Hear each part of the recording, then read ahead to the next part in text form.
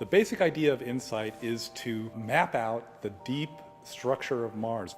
We know a lot about the surface of Mars, we know a lot about its atmosphere, and even about its ionosphere, but we don't know very much about what goes on a mile below the surface, much less 2,000 miles below the surface down to the center. And this will be the first mission that's going to Mars specifically to investigate the deep inside of Mars.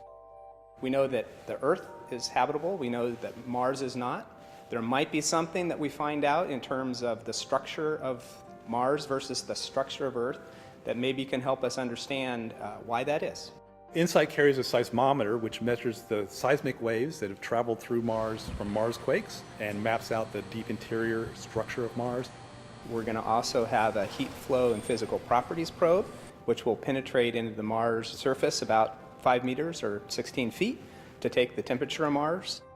And it has a radio science experiment which uses the radio on the spacecraft to measure small variations in the wobble of Mars's pole to understand more about the structure and composition of the core. InSight will be the first mission to pick instruments up off the deck of the lander and place them on the surface of Mars. I like to say that we're playing the claw game on Mars with no joystick. The seismometer needs to be installed in one place and basically not move in order to get the best seismic data. We also have a wind and thermal shield that will then be placed on top of that seismometer to protect it further from the environment. For the heat flow probe, HP cubed, it also needs to sit in one place, take a while to hammer itself down into the ground and acquire the thermal measurements over a long period of time.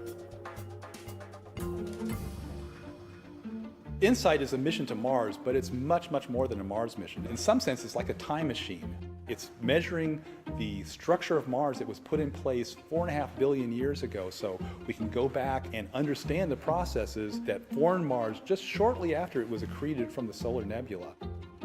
By studying Mars, we'll be able to learn more about Earth, Venus, Mercury, even the Moon, even exoplanets around other stars.